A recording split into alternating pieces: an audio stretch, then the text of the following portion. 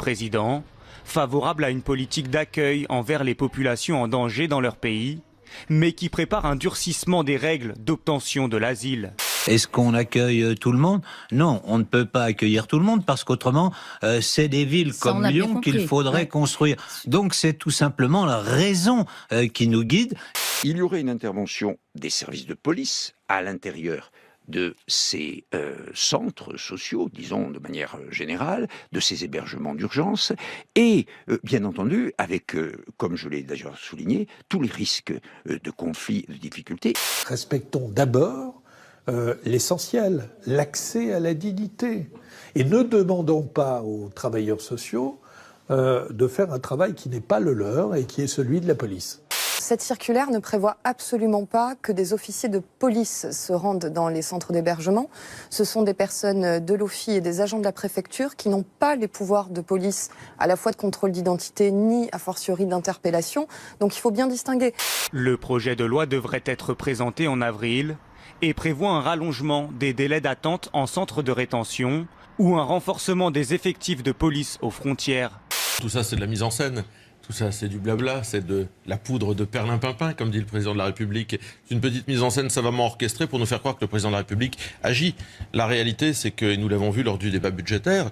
Quand on regarde le budget consacré à la lutte contre l'immigration irrégulière, pour l'année prochaine, il va baisser de 7%. C'est-à-dire que dans le même temps, on nous explique qu'on va faire plus d'expulsions, si j'ai bien compris ce qui est dans le projet de loi. Et dans un autre temps, on est en train de baisser ses moyens. On voit que le processus, c'est des dirigeants politiques qui ont fait un appel d'air avec des incitations sociales et un appel à ces étrangers pour qu'ils viennent dans nos pays. Et le résultat, c'est qu'ils prennent des risques inconsidérés, ils meurent en Méditerranée, ils prennent des risques dans les montagnes. L'Australie, avant, il y avait des milliers de personnes qui mouraient en bateau. Le message très clair, ça a été entrée irrégulière sur notre territoire, aucune chance d'y rester, qui a négocié des accords avec les pays voisins, qui fait qu'aujourd'hui, un clandestin est expulsé avec sur une sorte qu'on appellerait aujourd'hui un hotspot dans des pays voisins. Et aujourd'hui, l'immigration irrégulière en Australie est quasiment nulle. Et les personnes qui meurent en mer, le nombre est aussi quasiment nul.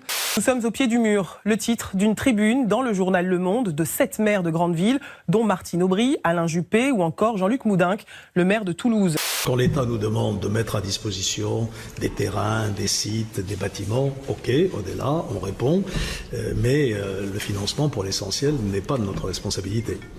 Aux États-Unis, le déraillement d'un train de voyageurs dans l'État de Washington, dans le nord-ouest du pays, a fait, selon les autorités, et sans autre précision, plusieurs morts et plusieurs blessés. L'accident a eu lieu peu avant 8 heures ce matin, heure locale, près de la ville de Tacoma. La France, longtemps réputée pour son réseau routier, a dégringolé à la 7e place du classement mondial. La conséquence du désengagement de l'État et de la baisse des crédits d'entretien. Alors, pour trouver les 2 à 300 millions d'euros nécessaires par an, la vignette pourrait faire son grand retour. Demandez des vignettes, s'il vous plaît. Oui, monsieur. 6 victimes il y a. Elles étaient dans le train. Un média local évoque au moins 3 morts. Les accidents ferroviaires dus à une erreur humaine ou mécanique sont récurrents aux États-Unis. Le mauvais état des infrastructures y est souvent dénoncé. Une enquête fédérale a été diligentée. La bonne vieille vignette, créée pour financer les retraites, est finalement disparue en 2001. Merci, monsieur. Mais cette fois, elle ne concernerait que les transports de marchandises, pas les particuliers.